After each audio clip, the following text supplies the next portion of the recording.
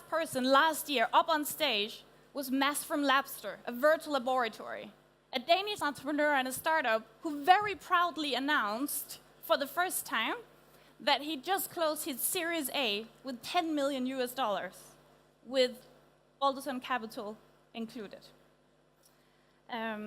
Now, 1 year later, Balderton is now the most active Series A investor in the Nordics. In the past 14 months, they've made more Series A investments in the Nordics than any other firm.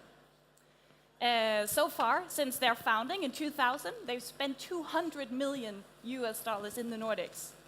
And I've heard there's 100 million more on their way, maybe specifically dedicated to the Nordics. So I definitely think that it's worth listening out and hearing what they are. You should get to know these gentlemen even better. Besides the partnerships of Balderton, we also have their latest portfolio, Jacob from Simple Feast. He will tell more about himself a little bit later. And I'm just going to cut to the chase, because one thing is money, right? You want money, but you want so much more than money from your investor. So we'll now have a very short introduction from each of the partners, where they're going to present themselves, name, role, and area. And let's start here. Bernard. Hi, so my name is Bernard Liautaud. I'm the managing partner of Balderton, and I've been there for a bit more than 10 years now. Prior to that, I was a founder and entrepreneur, so I founded a company called Business Objects, which was in business intelligence. We were the pioneer of BI back in 1990. Took the company public in 94 in the US. We were at that time the first European software company to go public on NASDAQ. Sold the company to SAP after 18 years for a little less than 7 billion. After being the global leader in the space, and then had the chance to join Balderton. I've had the good fortune to be involved with a number of great Nordic successes. So I was on the board of MySQL for 4 years. Then I'm now on the board of Recorded Future, which is a company in cybersecurity, which has offices in Gothenburg in Sweden and Boston. And then my latest investment in Nordics is Peakon. Is here in Denmark, who's a fantastic business in engagement software. So my specialty is enterprise software, B2B SaaS, and I'm keen to continue to look for great opportunities here in Denmark. Thank you. You do remember that we spoke about doing brief introductions, right? This is the briefest I can do. Thank you. Because what we really want to spend this half an hour is having questions from you. So already now, if you have questions ready, go to slido.com, use the hashtag TechBBQ, and you can put up your questions, and we can see them here on the screen, and we can make sure that your questions are being heard. Back to Lars. Sure. Lars Fjeldsoe-Nielsen, good to be back. I'm an entrepreneur. I've been an entrepreneur for 20 years. The last 10 years I spent in the Valley. I was with Dropbox and Uber early on, and then moved back to Europe to join the team here and to really, join the force of European entrepreneurship. I'm on the board of Labster here in Denmark, and I'm on the board of Soundtrack Your Brand, which is sort of like the Spotify for public places, based in Stockholm. Hi, good morning. Daniel Waterhouse. I've been coming to Denmark pretty much since the start of my tech career 19 years ago, which gives away my age a little bit, and kind of been coming back initially as an operator and the last 12 years as an investor, and kind of fairly addicted to the region. I've done 6 investments with Balderton across the Nordics in many different areas, in AI and robotics, and most recently in Feast. Hi, I'm Suranga. I'm also an entrepreneur before this, and before that, a computer scientist. So I invest a lot in very technological companies, AI, data analytics, and things like that. But I also really like consumer businesses. Here in the Nordics, I work with Vivino, right here in Copenhagen, but also a company called Funnel, which is based in Stockholm. And yeah, look forward to meeting more of you over the next couple of days. And hi, I'm Jacob. I'm the co-founder and CEO of Simple Feast. Before I started that company, I founded a company called Endomondo, later transitioned into a company called MyFitnessPal out of the Valley. And when those two were acquired by Under Armour, we started Simple Feast. Thank you. I don't see any questions yet from the audience, which is the entire purpose of this session. So if everyone could please take their phone and go to slido.com, use the hashtag TechBBQ, and post your question. Thank you.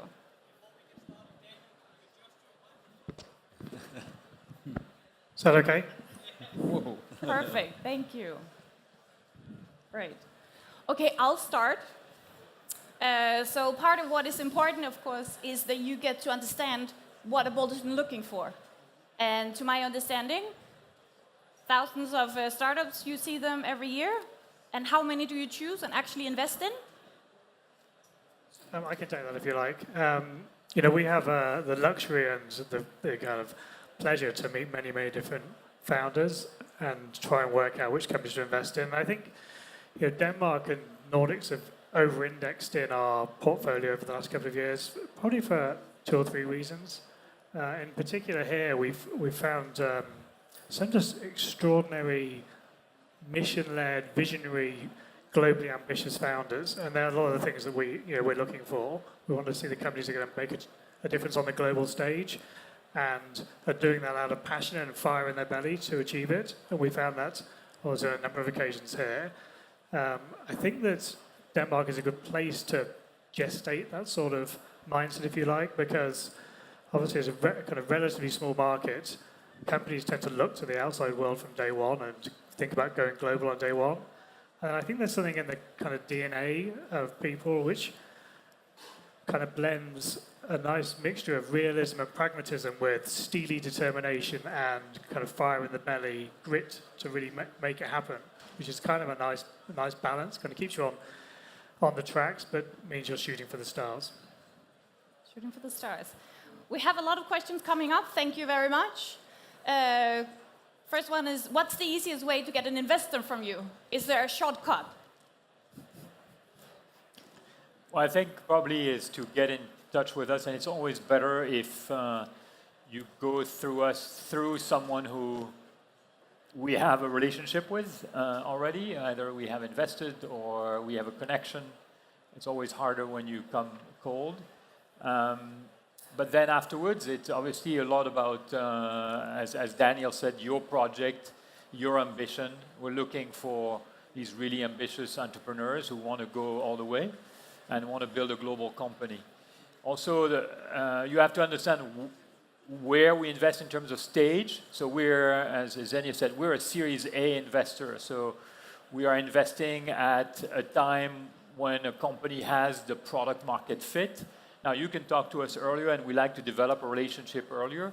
But the moment where we invest is essentially at that particular moment where we have an opportunity to put, $5 to $10 million in your company. Lovely.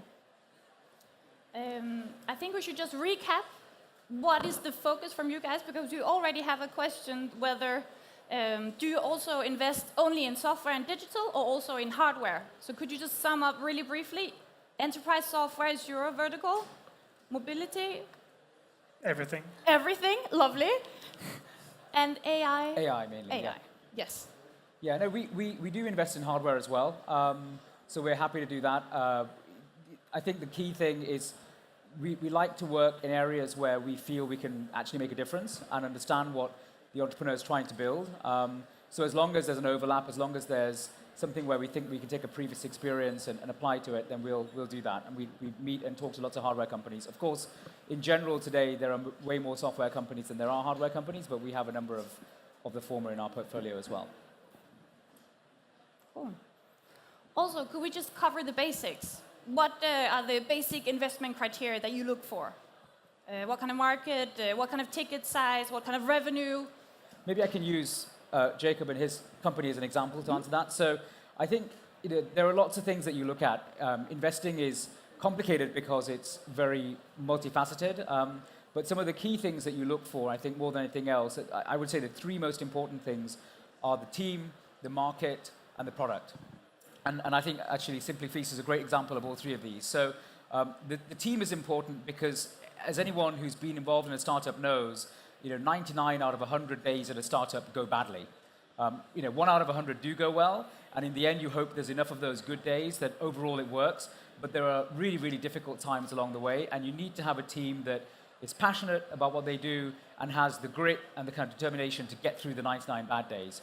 And with someone like Jacob, it's actually clear that he has that because he's been through this before. He's done startups before and he's been through that journey, and he was able to talk a lot about how hard that was, but also why his new mission made him even more excited about doing it again, even though that didn't make any rational sense, you might say.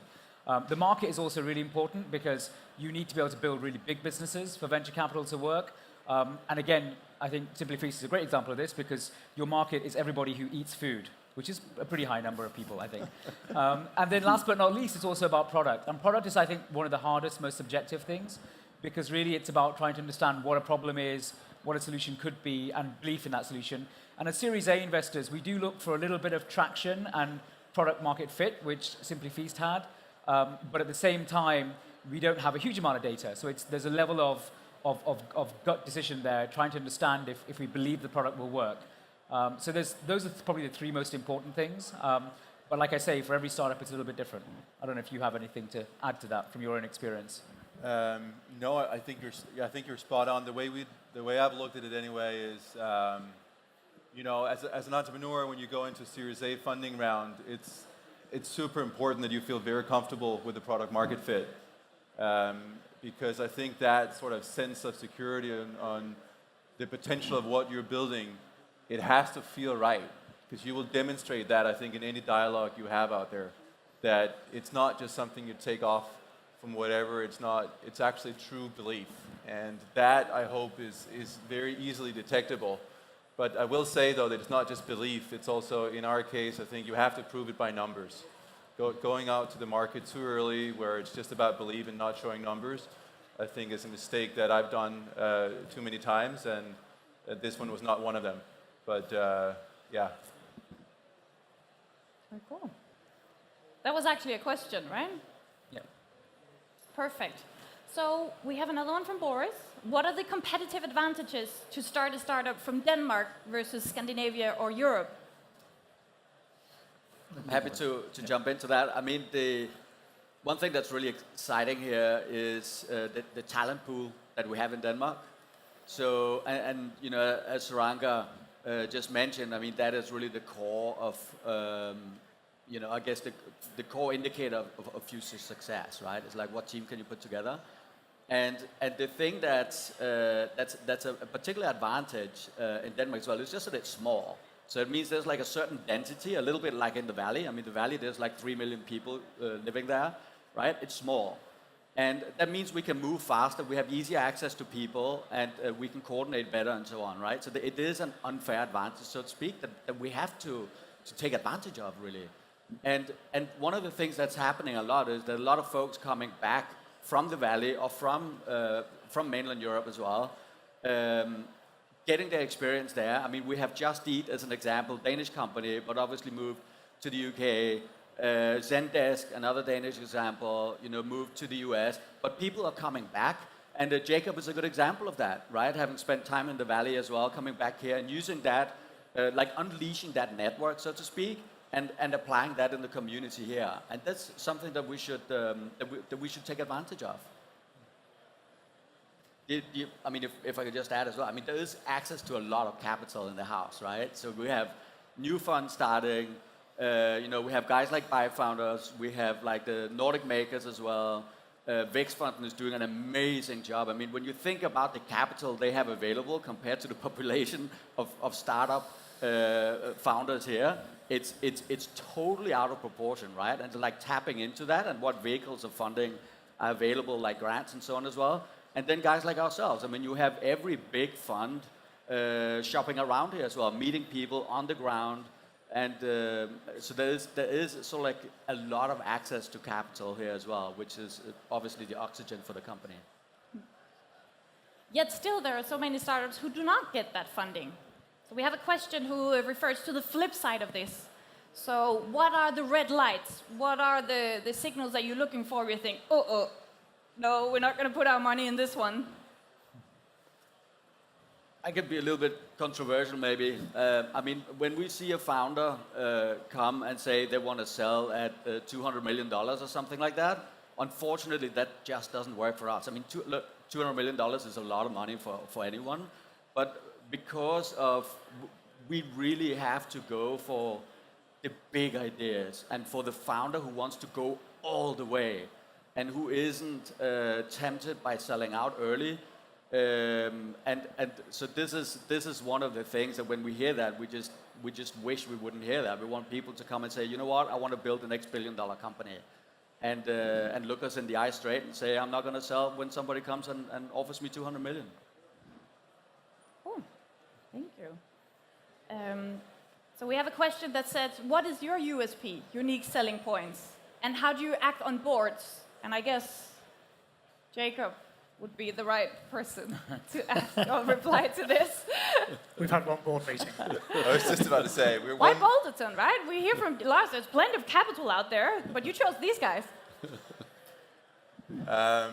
There's a number of issues here. I mean, we've had our first board meetings. We really just had one board meeting. So far, so good. I feel like saying. I'm looking at Daniel. No, okay. I mean, in honesty, when we looked at, we were in a situation where, you know, I haven't been in a situation before. When we were raising for Endomondo back in 2008, Lehman Brothers went down literally as we were starting to fundraise. And it was an incredibly difficult environment. We were unproving entrepreneurs. It was my second startup at the time that I was part of. But we had literally no track record, and the world was coming down right in front of us. So it was a very different moment in time. And all things combined, we're not very successful at funding. And we definitely couldn't choose, right? So this time around, it was a little bit different. I thought we'd done our homework a little bit better, and we were at a different stage as a company. So we were in a situation where we actually could choose between different investors. So when we evaluated, it was not just me as a founder. I took it back to the entire team to evaluate the different investors that they've met. And so it was very, very personal, because I think the first thing as a founder you have to realize is, to Lars's point, we're not out there to sell for $200 million. We're out there to change the world with what we're trying to do. That demands many, many years to build a company, hopefully a very big one. So that's a long-standing relationship. So you've got to be able to see yourself in a room with these guys over and over and over again when the good times are, which is right now, but also what I expect to have, hard times, and we've had that with this company a number of times before. The second aspect of what I think for us made Balderton the right choice was that there is a great combination between entrepreneurs, people who've done it themselves, Bernard, Suranga, actually taking IPO, and then more of an investment, traditional banking kind of perspective. And as a founder, I think it's incredibly important that you feel understood as you move through these different phases, and only working with bankers as one side becomes a very numbers-driven game and sometimes create the different initiatives. And at least in our case, we needed to be able to have a situation where there is enough trust, especially in this early phase of a Series A in the next year or two, where we can make really bold decision on gut versus anything else, and we have to have respect on the board for that. So I think those two things in combination was the reason that we thought Balderton was an amazing choice for us, and yeah. Can we hear something from Balderton as well? How do you help your companies once you do decide to invest? Yeah, I mean, I would reiterate some of the things that Jacob said. I mean, I think the key USP of Balderton is the fact that we have a variety of partners, and a number of us have built companies, have been founders, have scaled companies internationally. So obviously, Suranga built Blinks, which became a public company worth $1 billion. Lars has been involved with Dropbox in the early days, with Uber. I ran Business Objects for 18 years, and we went to the public. We went to, in the end, we were doing $1.5 billion of revenue. So I think we have had not only the chance to start companies, so we've been in your shoes, but also we've had the opportunity to scale them for a long time. So we have an empathy that is quite unique. We also have been shaped by our experience and by our own mistakes when we were running companies. And the idea is that we can pass that on as much as possible. We want and we want to, and we are engaged. So we're active board members. We try to be your the first person that you would call when you have issues. We also know that the path to success is not a linear one. So you will have ups and you will have downs. And a number of us here around this table, around this stage, actually have gone through tough periods. And we know that the ability to come out well from these tough periods is a lot due to the support of the people around you and the support of your board. And certainly I've had the chance to have a board that was very supportive at a moment when Business Object was going really poorly. And without that support, we would not have had the outcome. So we keep these kinds of experiences in mind, and hopefully we can replicate that and support you in the tough times.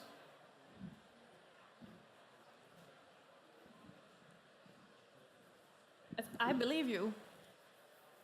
But when I scroll through the different websites of venture funds in Europe and America and Denmark, every single one of them say, we have operational background. We have tried it ourselves. Is it possible for you guys to say, on top of all what you said, what is it that differentiates you even more? I'm happy to jump in there. I mean, one of the questions is around sort of scaling companies internationally as well. And, we've been around for a long time. We have about 100 companies active in the portfolio now. We've deployed $2.6 billion over this period of time in like $5 million checks at a time, right? That's like a lot of accumulated experience.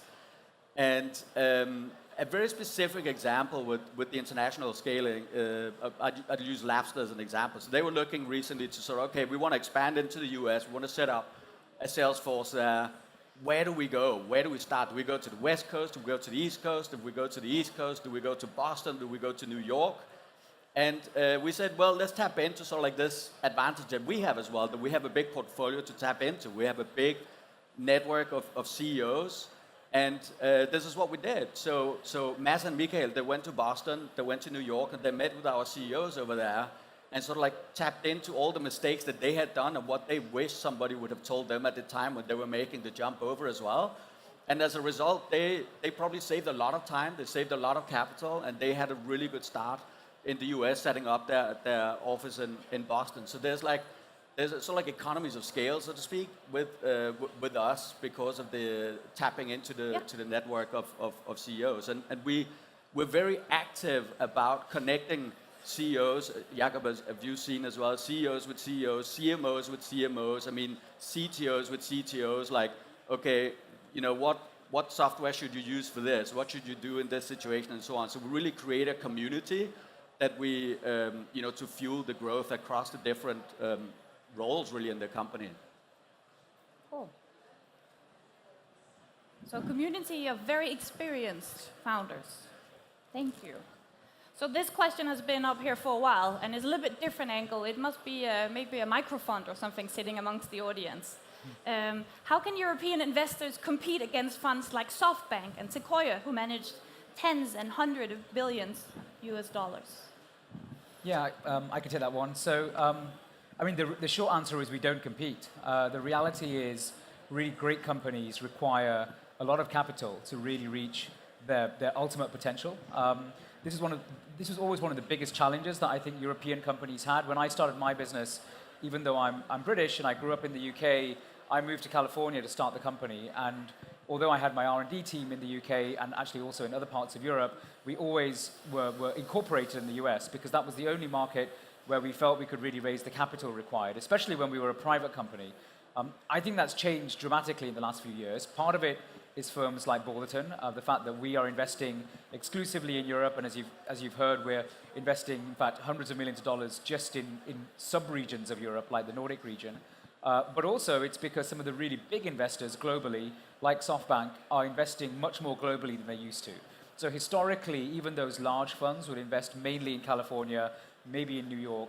But today, actually, they're very, very happy to get on a plane and come to Europe and invest in European companies. Obviously, they do it at a later stage, and they usually do it in conjunction with European partners they've worked with before.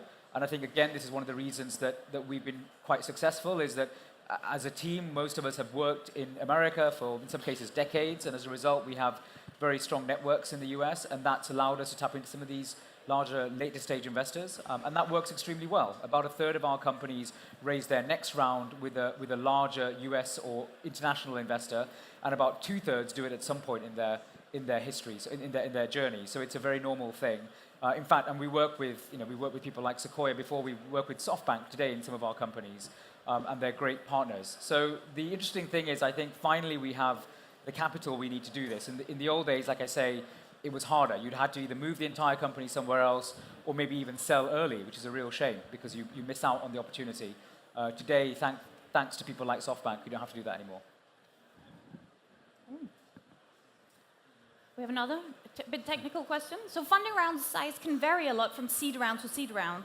Why is this? Someone can have a $20 million seed round, others only 1.5 million. I can take that a little bit. I mean, I think the reality is what things are called is a little bit confusing and not necessarily aligned with what's happening. And so companies raise money at different stages. They may call it a seed round, they may call it a Series A. The seed company may have been going for 3 years and have a year of traction. It may be going for 6 months and have a month of traction. So it's very, very varies. And ultimately, the amount of capital a company can raise is somewhat correlated to the supply and demand curve. How many people believe what they've done is incredible so far and buy into it, and how much are you willing to place a bet on the future that company will deliver relative to the valuation you're at that point. So I think it's a bit of a misnomer. I think the language is a bit confused now.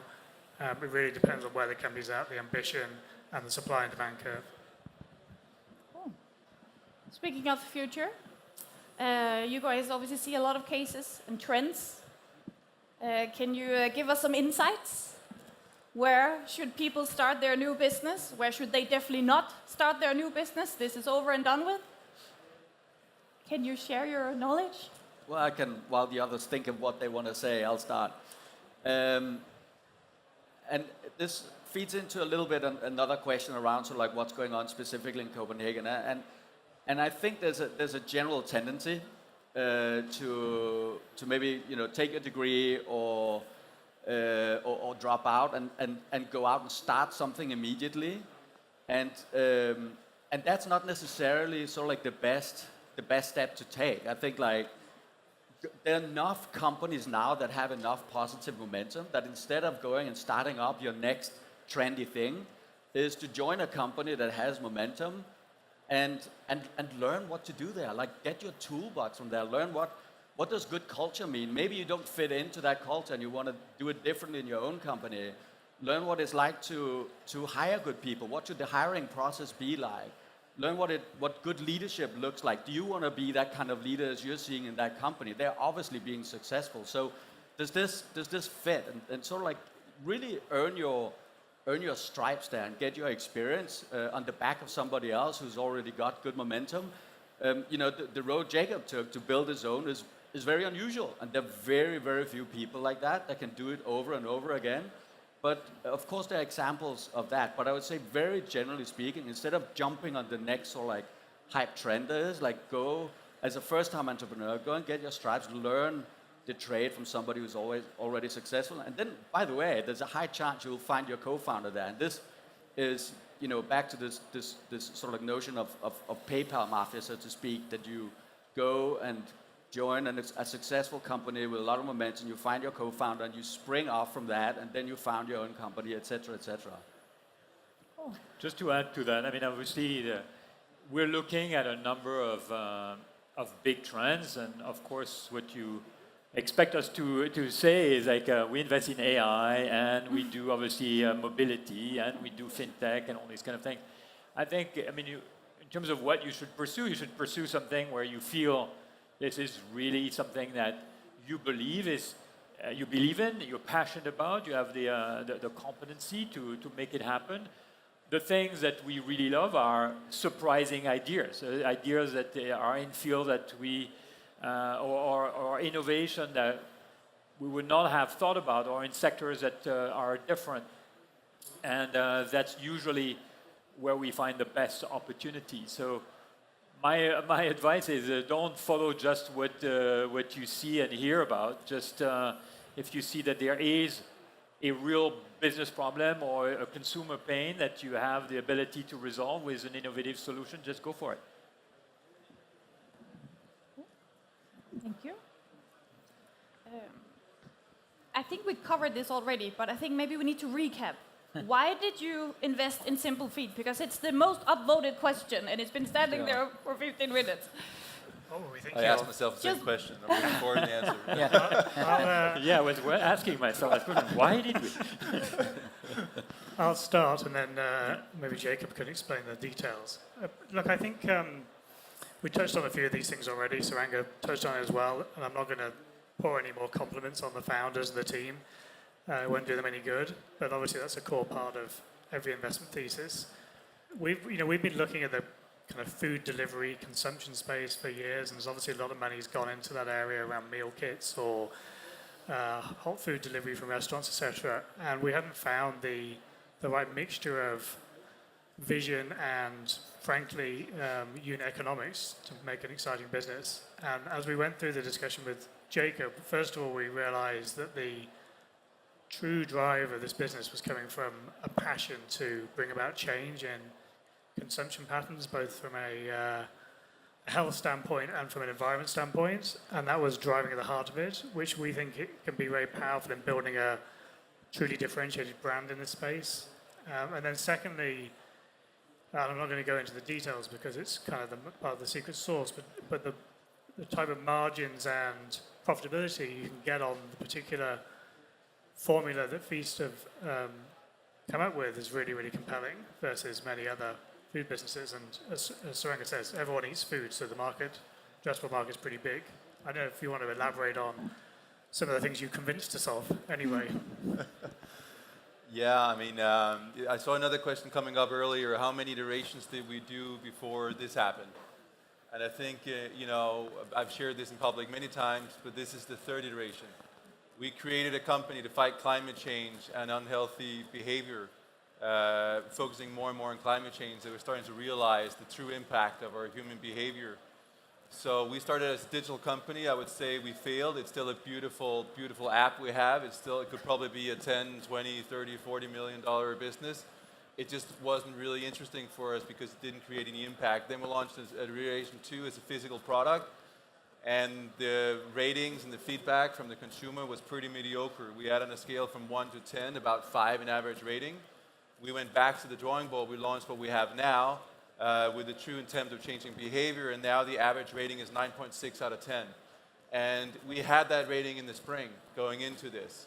And it's when you see that moment in time where you go from customer liking your product to customer truly loving your product, that's when we started this dialogue. And then with everything that we've done back it might seem surprising, we want to change the world by helping people to reduce meat consumption significantly.